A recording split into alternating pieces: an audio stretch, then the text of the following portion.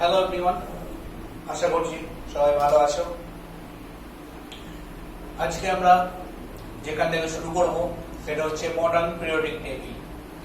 এর আগে পর্যন্ত আমরা পিরিয়ডিক টেবিলের হিস্টোরি সম্বন্ধে জেনেছি, সেখানে কিভাবে পিরিয়ডিক টেবিলটা তৈরি করা হলো এবং এর আগে পর্যন্ত সবচেয়ে বেশি যিনি অবদান রেখেছিলেন তার পিরিয়ডিক টেবিল সম্বন্ধে আমরা জেনেছি। তিনি কে ছিলেন না, তিনি ছিলেন মেন্ডেলিভ।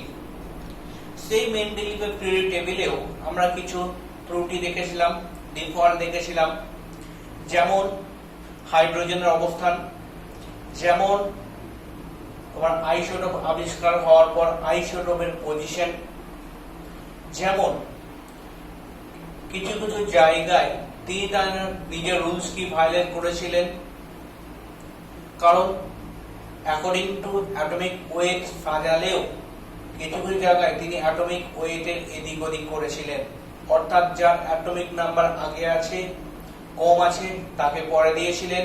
কেন? কারণ প্রপার্টি ম্যাচ করার জন্য। এরকম সকল বিষয়গুলো ছিল। আর একটা বিষয় ছিল, তিনি একটা গ্রুপকে দুটি সাব গ্রুপে ভাগ করেছিলেন, এ এবং বি তে। এই সকল সমস্যাগুলোকে দেখতে দেখতে বা এই সকল সমস্যাগুলোর সমাধান করার জন্য বিভিন্ন বিজ্ঞানী তারা উঠে পড়ে লাগলেন, যার ফলে আজ আমরা এই মডার্ন পিরিয়ডিক টেবিল পেয়েছি। এই মডার্ন পিরিয়ডিক টেবিল কোনো একজন বিজ্ঞানীর দ্বারা হয়নি। এই গ্রুপ অফ সায়েন্টিস্ট আমাদের এই মডার্ন পিরিয়ডিক টেবিল আমাদের কাছে নিয়ে গেছেন, যার 80 বা 60 থেকে 70% অবদান কিন্তু সেই মেন্ডেলিভেরই। সেই মেন্ডেলিভের পিরিয়ডিক টেবিলেরই ম্যাক্সিমাম অবদানকে কাজে লাগিয়ে আমরা এই পেডিংটা করেছি বা এই পিরিয়ডিক টেবিলটা তৈরি করেছি। তাহলে চলো এই পিরিয়ডিক টেবিলটা কিভাবে আমরা পেলাম বা এই পিরিয়ডিক টেবিলের বেসিক কি সেটা আমরা একটু জেনে নিই। তাহলে এর আগে পর্যন্ত যতগুলো পিরিয়ডিক টেবিল তোমরা দেখেছিলে, সমস্ত পিরিয়ডিক টেবিল কার ভিত্তিতে তৈরি করা হয়েছিল না, অ্যাটমিক ওয়েটের উপর। অ্যাটমিক ওয়েটের উপর অ্যাটমিক ওয়েট অনুসারে তাদের সাজানো হয়েছিল। ছোট থেকে বড় অনুসারে সাজানোর ফলে একটা নির্দিষ্ট ইন্টারভ্যালের পর সিমিলার প্রপার্টি সম্পর্কিত এলিমেন্ট গুলো আমরা পাচ্ছিলাম। যেমন লিথিয়াম, সোডিয়াম, এদের অ্যাটমিক ওয়েট সাজানোর পর এদের আমরা সিমিলারিটি পেয়েছিলাম এবং এরকম করে পুট করেছিলাম। এই ঘটনাটা চলতে থাকলো। এই সময় একটা জিনিস আবিষ্কার হলো এক্স রে। এক্স রেতে কি করা হয়, একটা এলিমেন্ট নেওয়া হয়, তারপর এলিমেন্ট নেওয়া হয়, সেই এলিমেন্টকে ইলেকট্রন দ্বারা বোম্বার্ডিং করা হয়, অর্থাৎ ইলেকট্রন দ্বারা আঘাত করা হয়। এই ইলেকট্রন দ্বারা যদি আঘাত করা হয় তাহলে এই এলিমেন্ট থেকে একরকম ফ্রিকোয়েন্সি নির্গত হয়, সেটা রশ্মির ফ্রিকোয়েন্সি নির্গত হয়, যেটা আমরা এক্স রে প্লেটে আমরা ব্যবহার করে থাকি। সেই এক্স রে কথাই এখানে বলা হয়েছে। কোন একটা ধাতুর উপর যদি ইলেকট্রন দ্বারা বোম্বার্ডিং করা হয় তাহলে সেখান থেকে একরকম রশ্মি নির্গত হয়, আর রশ্মি নির্গত হলে তার ফ্রিকোয়েন্সি থাকবে। এই ফ্রিকোয়েন্সি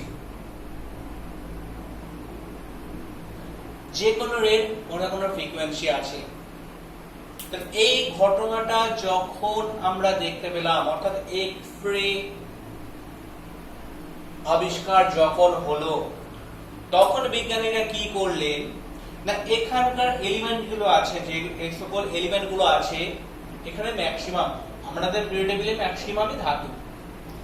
এই সকল এলিমেন্ট গুলো, বিশেষ করে ধাতুগুলোর এই এক্স রে নেওয়া হলো। প্রত্যেকটা ধাতুর এক্স রে নেওয়া মানে তার ফ্রিকোয়েন্সিকে আমরা ক্যালকুলেট করলাম। এবার দেখো এই ফ্রিকোয়েন্সি, এবার বিজ্ঞানীরা কি করলেন, বিজ্ঞানীরা সবসময় কোনো না কোনো এক্সপেরিমেন্ট করতে শুরু করেন, সব সময় এক্সপেরিমেন্টের মাধ্যমে থাকে। তারা এই ফ্রিকোয়েন্সিকে অ্যাটমিক ওয়েট অনুসারে সাজালেন। একদিকে ফ্রিকোয়েন্সি দিলেন, একদিকে দিলেন অ্যাটমিক ওয়েট অনুসারে এরা ডাটা কোড করতে শুরু করলেন। অর্থাৎ ধরে নাও লিথিয়াম নিয়েছেন, লিথিয়ামের অ্যাটমিক ওয়েট নিলেন আর তার যা ফ্রিকোয়েন্সি, এই দুটোকে একটা এই ডট, অর্থাৎ এর ফ্রিকোয়েন্সি আর অ্যাটমিক ওয়েট যে কার্ভটা, যে লাইনটা তিনি পেলেন, দেখলেন যে এইখানটাতে ডটটা পড়ছে। সোডিয়ামের ক্ষেত্রে দেখলেন এরকম জায়গায় পড়ছে, লিথিয়ামের ক্ষেত্রে দেখলেন এরকম জায়গায় পড়ছে, পটাশিয়ামের জায়গায়, আরো সমস্ত যেগুলো আছে তার মধ্যে দেখলেন এইভাবে সব লাইন পড়ছে। কি ফ্রিকোয়েন্সি আর অ্যাটমিক ওয়েট। ফ্রিকোয়েন্সি ধরে নাও অ্যাটমিক ওয়েট 2 হলো, ধরো অ্যাটমিক ওয়েট 2 ইউনিট পেয়েছি, আর ফ্রিকোয়েন্সি ধরে নাও 4 ইউনিট, ধরে নাও সাপোজ 200 পেয়েছি। তাহলে এখান থেকে 2 যাব আর এখান থেকে 400 যাব, এখানে 2 এখানটা, এখানে 400 এখানটা, তাহলে এই দুটোকে ক্রস পয়েন্ট হচ্ছে এই পয়েন্টটা। এইভাবে প্লট তারা করেছিলেন। তাহলে এইভাবে প্লট করার পর তিনারা কি করলেন, এর মিন নিলেন, এই টোটাল মিন তারা নিলেন।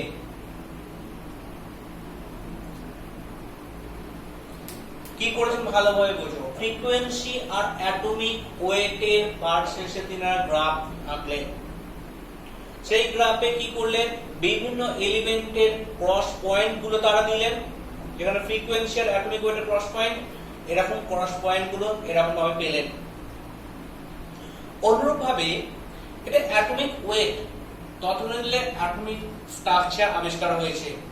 অ্যাটমিক স্ট্রাকচার আবিষ্কার হওয়ার ফলে এদের অ্যাটমিক নাম্বারও আমরা পেয়ে গেছি। তাহলে অ্যাটমিক নাম্বার যখন পেয়ে গেছি তখন তারা কি বলেন, এই gamma versus atomic number plot করতে শুরু করলেন। এটা কি হলো atomic weight, frequency versus atomic weight, এখানে frequency versus atomic number put করলেন। দিয়ে দেখলেন এখানে অ্যাটমিক নাম্বার 1 2 3 4 5 6 এর করেসপন্ডিং যে ফ্রিকোয়েন্সি আমরা পাচ্ছি সেই অনুসারে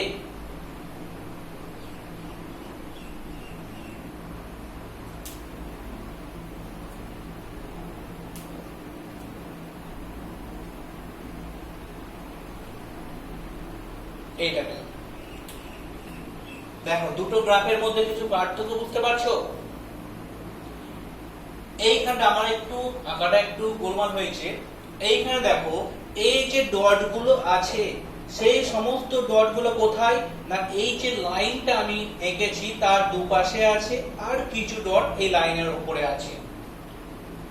যখন গ্রাফে এরকম পাওয়া যায়, অর্থাৎ ওদিকে কিছু লাইন, ওদিকে কিছু ডট, এদিকে কিছু ডট, তখন আমাদের গ্রাফটা মিন নেওয়া হয়, অর্থাৎ দুইজনকার মাঝামাঝি গ্রাফ নেওয়া হয়। কিন্তু এইখানটায় দেখো, এইখানটায় ম্যাক্সিমাম ডট এই লাইনের উপরে পড়ে গেছে। তাহলে এই দুটোর মধ্যে কোনটা বেশি অ্যাপ্রোপ্রিয়েট হবে? নিশ্চয়ই যে ডটগুলো লাইনের উপর দিয়ে গেছে সেই গ্রাফটা, ম্যাক্সিমাম ডট লাইনের উপর দিয়ে গেছে সেই গ্রাফটা আমার বেশি ইম্পর্টেন্ট, বেশি তোমার কারেক্টিভ, বেশি সঠিক। এই দুটো গ্রাফকে সামনে রেখে বিজ্ঞানীরা বললেন অ্যাটমিক ওয়েট নয়, অ্যাটমিক নাম্বারই হচ্ছে পিরিয়ডিক টেবিলের মূল প্রপার্টি। কি অ্যাটমিক ওয়েট নয়, অ্যাটমিক নাম্বারই হচ্ছে পিরিয়ডিক টেবিলের মূল প্রপার্টি। কারণ এই যে ফ্রিকোয়েন্সি আমরা পেলাম, সেই ফ্রিকোয়েন্সি আর অ্যাটমিক নাম্বারে এই গ্রাফটা ম্যাক্সিমামই অ্যাক্টিভ সিঙ্গেল লাইনের উপর পড়ছে। এই কারণে আগে আমাদের যে ধারণাটা ছিল যে অ্যাটমিক ওয়েট অনুসারে সাজালে আমরা পিরিয়ডিক প্রপার্টি পাবো, এখন সেই ধারণাটার পরিবর্তন ঘটে গেল। এখন বিজ্ঞানীরা বললেন না, অ্যাটমিক ওয়েট নয়, আমরা যদি এই এলিমেন্টগুলোর কে অ্যাটমিক নাম্বার অনুসারে ছোট থেকে বড় অনুসারে সাজাই, তাহলে এর চেয়ে আগে যে অ্যাটমিক পিরিয়ডিক টেবিল পেয়েছি তার চেয়ে অ্যাপ্রোপ্রিয়েট পিরিয়ডিক টেবিল আমরা বানাতে পারবো। যেমন বলা তেমন কাজ। এর ফলে আজকে আমরা যে পিরিয়ডিক টেবিলটা পাচ্ছি অর্থাৎ মডার্ন পিরিয়ডিক টেবিল, এই পিরিয়ডিক টেবিলটা সমস্ত কিছু অ্যাটমিক ওয়েট অনুসারে অ্যাটমিক নাম্বার বেসিকে তৈরি করা হয়েছে। এখানে hydrogen atomic number 1, helium 2, lithium 3, 4, 5, 6 করে আমরা বসাই। এখানে আর আমরা অ্যাটমিক ওয়েট কে ক্যালকুলেশন করি না। ক্লিয়ার হয়েছে? তাহলে এই মডার্ন পিরিয়ডিক টেবিলের আগে যতগুলো পিরিয়ডিক টেবিল ছিল সমস্ত পিরিয়ডিক টেবিলে বেস কি ছিল? না সমস্ত পিরিয়ডিক টেবিলে বেস ছিল অ্যাটমিক ওয়েট। আর মডার্ন পিরিয়ডিক টেবিলের বেস কি হলো? Atomic number. তাহলে মডার্ন পিরিয়ডিক টেবিলের অ্যাটমিক নাম্বার বেস হওয়াতে পিরিয়ডিক প্রপার্টি যে আমরা পিরিয়ডিক প্রপার্টির সংজ্ঞা আমরা এতদিন পড়েছিলাম সেই সংজ্ঞাটারও পরিবর্তন ঘটলো। এখন বলা হলো যে অ্যাটমিক নাম্বার অনুসারে মৌলগুলোকে ছোট থেকে বড় অনুসারে যদি আমরা সাজাই তাহলে একটা নির্দিষ্ট ইন্টারভ্যালের পর, একটা নির্দিষ্ট বিরতির পর একই ফিজিক্যাল এন্ড কেমিক্যাল প্রপার্টি যুক্ত এলিমেন্টকে আমরা পাবো বা পুনরাবৃত্তি হবে। কি নির্দিষ্ট বিরতির পর একই ফিজিক্যাল এন্ড কেমিক্যাল প্রপার্টি যুক্ত এলিমেন্টকে আবার রিপিটেশন হবে বা আমরা পাবো। এইখানে দেখো হাইড্রোজেন, লিথিয়াম, লিথিয়ামের পর এইখানে যে এলিমেন্টগুলো আছে, এখানে 6টা এলিমেন্ট আছে। এই 6টা এলিমেন্টের পর যে আবার আমি সোডিয়াম পাচ্ছি, লিথিয়াম আর সোডিয়ামের মধ্যে আবার প্রপার্টি মিল আছে। এখানে লিথিয়াম তারপর বেরিলিয়াম, এটা হবে 3, 4, 5, 6, 7, 8, 9, 10, এটা 10, এটা হচ্ছে 11। এই 3 আর 11 এদের মধ্যে সিমিলার প্রপার্টি পাবো। তেমনি 11 পর এখানে হচ্ছে 19 সিমিলার প্রপার্টি পাবো। তাহলে এটা কি নির্দিষ্ট ইন্টারভ্যালের পর আমরা যে পাচ্ছি এই ঘটনাটাকে মডার্ন পিরিয়ডিক প্রপার্টি বলছি আমরা। তাহলে এই পর্যন্ত কি আমাদের ক্লিয়ার হলো না মডার্ন পিরিয়ডিক টেবিল আমাদের কাছে কিভাবে এলো এবং মডার্ন পিরিয়ডিক টেবিলের বেসটা অ্যাটমিক নাম্বার কেন হলো? এই দুটো জিনিস ক্লিয়ার হলো। আমাদের এইখান থেকে এমসিকিউ এর মধ্যে কোশ্চেন দিতে পারে। তোমাকে 4টি পিরিয়ডিক টেবিল দিয়ে দিল, মেন্ডেলিভের periodic table, modern periodic table, ডোভানিয়ার পিরিয়ডিক টেবিল দিয়ে বলে দিল এদের মধ্যে অ্যাটমিক নাম্বার বেসিকে কোন পিরিয়ডিক টেবিলটা অঙ্কন করা হয়েছে বা এদের মধ্যে অ্যাটমিক ওয়েট অনুসারে কোন পিরিয়ডিক টেবিলগুলোকে আমরা পেয়ে থাকি। এরকম কোশ্চেন আমাদের দেয়া থাকতে পারে। সুতরাং এইখানটা তোমরা একটু ক্লিয়ার করে রাখবে।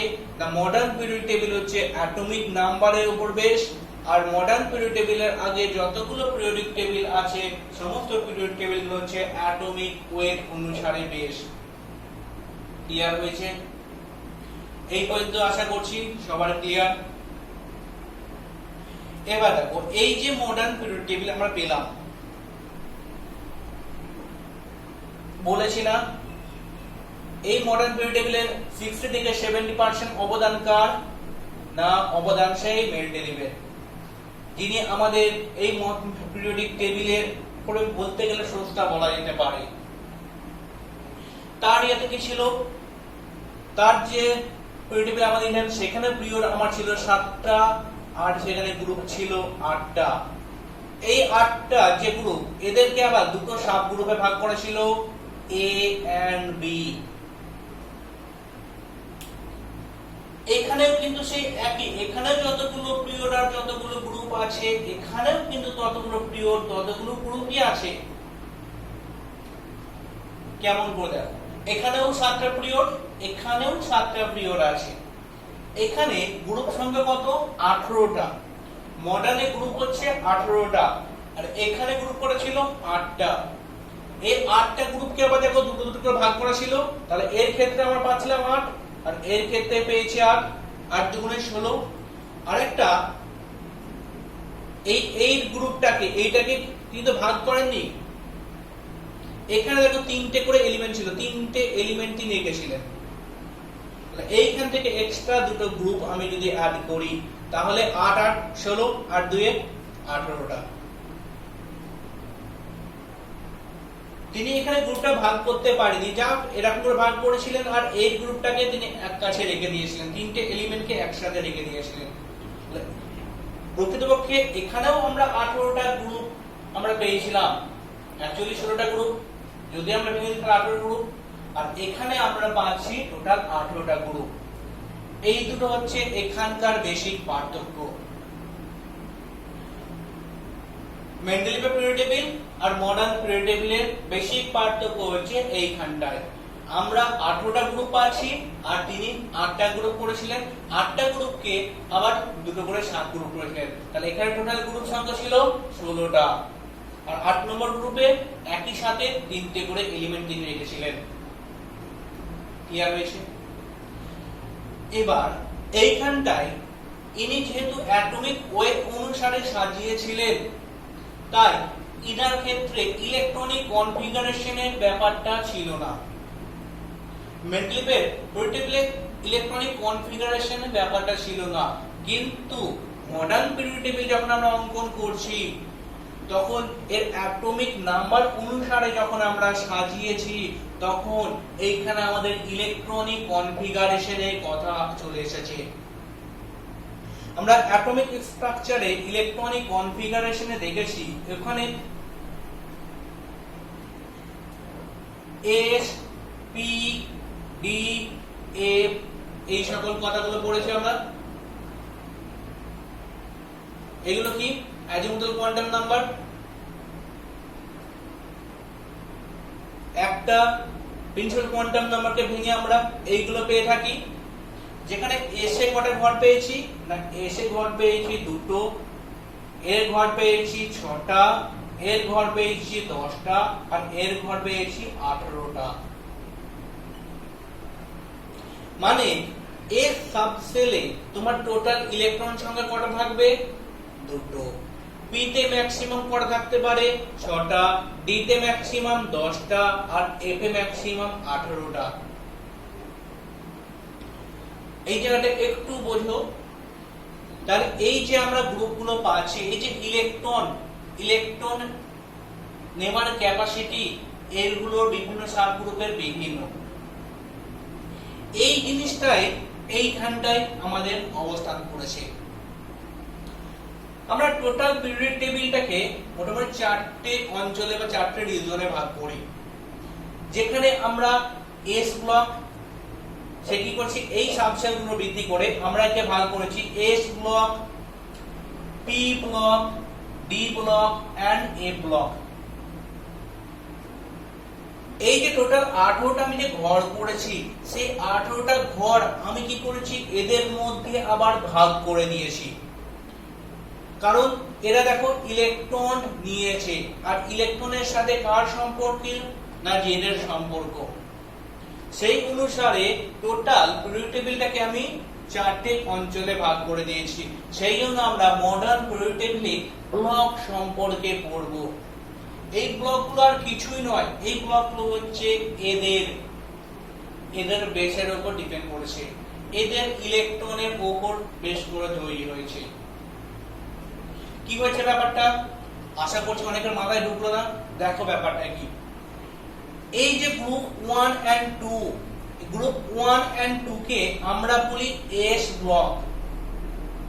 যে 18টা গ্রুপকে ভাগ করেছি, সেই 18টা গ্রুপে গ্রুপ 1 এন্ড 2 কে আমরা বলবো এস ব্লক। গ্রুপ 13 টু 18 কটা ইলেকট্রন কটা ঘর থাকছে? 6টা ঘর। গ্রুপ 13 টু 18 এই 6টা ঘর, এদের বলি আমরা পি ব্লক। গ্রুপ 1 এবং 2 একে বলছি এস ব্লক। গ্রুপ 13 টু 18 একে বলছি P block. Group 3 to 12 total কটা ইলেকট্রন, টোটাল কটা ঘর? 10টা ঘর। ডি কটা ইলেকট্রন দিতে পারে? ম্যাক্সিমাম 10টা ইলেকট্রন দিতে পারে। সুতরাং এই 10টা ঘর আমরা দিয়ে দিয়েছি কাকে, না ডি কে, অর্থাৎ আমরা একে বলেছি ডি ব্লক। তাহলে S block, P block, D block clear হলো। এস ব্লক কি, গ্রুপ 1 এবং 2 একে আমরা বলছি এস ব্লক। পি ব্লক কাকে বলছি, গ্রুপ 13 টু গ্রুপ 18 কে বলছি P block. R group 3 to 12 একে বলছি ডি ব্লক। সেটা তাহলে এ ব্লক কোথায় গেল? এ ব্লক পিরিয়ড 6 এবং পিরিয়ড 7, পিরিয়ড 6 এন্ড পিরিয়ড 7 এই দুটোর এই যে গ্রুপ 3 যেটা আছে, গ্রুপ 3, এই গ্রুপ 3 কে একটা স্পেশাল ঘর করে দেওয়া হয়েছে এ ব্লকের জন্য। 6 নম্বর পিরিয়ডে এবং 7 নম্বর পিরিয়ডে এদের জন্য এ ব্লকের জন্য একটা স্পেশাল ঘর করে দেওয়া হয়েছে, অর্থাৎ ওদেরকে একটা বিশাল বড় হল রুম দিয়ে দেওয়া হয়েছে। এই হল রুমে বলেছে তোমরা 14 জন ভালোভাবে থাকো, অর্থাৎ এখানে 14টা ঘরের হল রুমের মধ্যে 14টা বেড করে দেওয়া হয়েছে। বলেছে এ ব্লকে ম্যাক্সিমাম কটা ইলেকট্রন থাকতে পারে, না 14টা। এই 14 জন তোমরা এই হল রুমে থাকবে। এই হল রুমের নাম কি? এই হল রুমের নাম হচ্ছে গ্রুপ 3। সুতরাং সমস্ত এ ব্লক কার আন্ডারে হয়েছে, না গ্রুপ 3। তাহলে এ ব্লক যে ঘরে থাকবে সেই ঘরটার নাম হচ্ছে কি, গ্রুপ 3। ক্লিয়ার হয়েছে? তাহলে আমরা এস, পি, ডি এবং এ ব্লক সম্পর্কে জানলাম। এবার দেখো যেই গ্রুপ যেইখানে আছে, যেই গ্রুপে আছে সেটা হচ্ছে তার ব্লক। যে এলিমেন্ট যে গ্রুপে থাকবে সেটা হচ্ছে তার ব্লক। দেখো লিথিয়াম, লিথিয়ামকে কি কোথায় বসিয়েছি আমি, গ্রুপ 1 এ।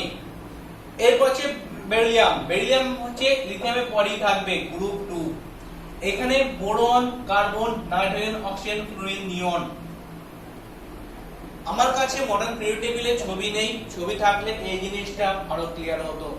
তোমরা কি করবে, যখন এই ভিডিওটা দেখবে তার সাথে বইয়ের যে মডার্ন পিরিয়ড টেবিল যেটা আছে সেটা একটু খুলে রাখবে, তাহলে আমার কথাগুলোর সাথে মেলাতে পারবে। তাহলে যে এলিমেন্ট যে গ্রুপে আছে সেটা হচ্ছে তার ব্লক। এখন ধরে নাও কোন একটা এলিমেন্ট গ্রুপ 10 এ আছে, ধরে নাও এখানে একটা এলিমেন্ট আছে, তাহলে সে কোন গ্রুপ, কোন ব্লক হবে, না ডি ব্লক হবে। যদি একটা এলিমেন্ট গ্রুপ 9 এ থাকে, এইখানটা গ্রুপ 9 এ বসেছে, তাহলে সে কোন ব্লক হবে, না সে হবে পি ব্লক, কারণ সে গ্রুপ 17 এর অন্তর্গত। আর গ্রুপ 17 কার, না পি ব্লকের অন্তর্গত। এখন ক্লিয়ার হলো না আমরা এলিমেন্ট গুলোকে এস, পি, ডি এবং এফ কেন ভাগ করেছি? কারণ এই গোটা পিরিয়ডিক টেবিলটাকে ইলেকট্রন বিন্যাস অনুসারে আমরা সাজিয়েছি। সেই ইলেকট্রন বিন্যাসের বেস করে আমরা একে 4টে রিজনে ভাগ করেছি, এস, পি, ডি এবং এফ। এফ কে কে আছে, এস এর মধ্যে গ্রুপ 1 এবং গ্রুপ 2 পড়েছে। পি এর মধ্যে কে কে পড়েছে, না পি এর মধ্যে গ্রুপ 13 এন্ড গ্রুপ 18 পড়েছে। ডি এর মধ্যে কে আছে, গ্রুপ 3 টু গ্রুপ 12 পড়েছে। আর এফ বেচারা, ওকে মাত্র একটাই ঘর দেওয়া হয়েছে, ওর জন্য মাত্র একটাই ঘর অ্যালট করা হয়েছে, সেটা হচ্ছে গ্রুপ 3। অর্থাৎ তার সমস্ত এলিমেন্ট গুলো গ্রুপ 3 এর অন্তর্গত। ক্লিয়ার হয়েছে? সুতরাং এই অনুসারে যে এলিমেন্টটা যে গ্রুপে আছে সেই গ্রুপ অনুসারে সেটা তার পিরিয়ড হবে, সেটা তার ব্লক হবে। তাহলে ব্লক সম্পর্কে আশা করছি আমাদের কনসেপ্টটা কিছুটা হলেও ক্লিয়ার হয়েছে। অ্যাটমিক স্ট্রাকচার যাদের হয়ে গেছে তাদের জন্য এটা অনেকটা ইজি হয়ে গেছে, যাদের অ্যাটমিক স্ট্রাকচার হয়নি তাদের জন্য এটা একটু প্রবলেম হবে। তাই এস, পি, ডি, এফ এই সকল জিনিসগুলো অ্যাটমিক স্ট্রাকচারে একটু ভালো করে তোমরা দেখে নেবে।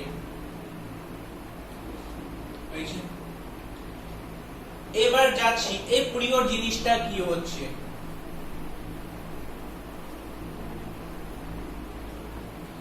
দেখো, আমরা যখন অ্যাটমিক স্ট্রাকচার করেছি, এটাকে বলেছি 1 নম্বর, এটাকে দিয়েছি 2 নম্বর, এর বাইরে 3, তার বাইরে 4, এগুলো কি এক একটা অরবিটাল বলেছি আমরা। এর চেয়ে এ বড়, এর চেয়ে এ বড়, এর চেয়ে এ বড়। অ্যাটমিক স্ট্রাকচার যদি তুমি দেখে থাকো তখন দেখবে যে 1 নম্বর প্রিন্সিপাল নাম্বারে এ শুধুমাত্র কে নেয় 1s নেয়। 2 নম্বর প্রিন্সিপাল সে দুটো সাবগ্রুপ আছে 2s 2p, তারপর 3s 3p 3d, এরকম অনুসারে যত আমার প্রিন্সিপাল নাম্বার বেড়েছে তাদের ইলেকট্রন নেওয়ার ক্ষমতা বেড়েছে। যত আমার প্রিন্সিপাল কোয়ান্টাম নাম্বার বাড়বে তার ইলেকট্রন নেওয়ার ক্ষমতা, অর্থাৎ এই যে আমরা এগুলো বলছি s p d f এগুলো বলছি সেগুলো বাড়বে আমাদের। তার কোয়ান্টাম ম্যাগনেটিক তোমার গৌণ সেকেন্ডারি কোয়ান্টাম নাম্বার বৃদ্ধি পাচ্ছে, আর সেকেন্ডারি কোয়ান্টাম নাম্বার যদি বৃদ্ধি পায় আমার ইলেকট্রন ধারণ ক্ষমতা বৃদ্ধি পাবে। এই অনুসারে তুমি এইটার সাথে এই জিনিসটাকে রিলেট করতে পারো। ধরো দাও আমরা এখান থেকে principal quantum number n = 1, n = 2, n = 3, n = 4 করেছি। n = 1, n = 2, n = 3, n = 4 এই যে পড়েছি, যে প্রিন্সিপাল কোয়ান্টাম নাম্বার আমি দিয়েছি, এইখানটা পিরিয়ড গুলো হচ্ছে সেই প্রিন্সিপাল কোয়ান্টাম নাম্বার। জিনিসটা মাথায় ঢুকলো না?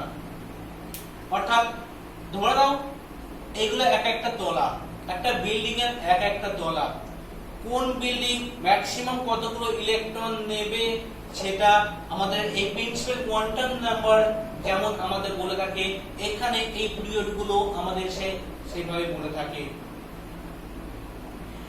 এই প্রথম ঘর, এই যে 7টা ঘর বলছি, প্রথম ঘরটাকে বলবো পিরিয়ড 1, তারপরেরটাকে বলবো period 2, period 3, period 4, period 5, period 6, period 7। এই টোটাল 7টা পিরিয়ডে আমরা ভাগ করেছি। ক্লিয়ার হয়েছে? শুধু এখন মনে রাখো যে আমরা যাদের অ্যাটমিক স্ট্রাকচার হয়নি তাদের জন্য মনে রাখবো, তারা শুধু মনে রাখো যে এই জিনিসটাকে আমরা এইভাবে ডিস্ট্রিবিউট করেছি, প্রিন্সিপাল কোয়ান্টাম নাম্বারটাকে এইভাবে ডিস্ট্রিবিউট করেছি, অর্থাৎ পিরিয়ড হিসাবে গণনা করেছি। তার এই যে হরাইজন্টাল লাইনটা যেটা বলছি, সেই হরাইজন্টাল লাইনগুলোকে আমরা পিরিয়ড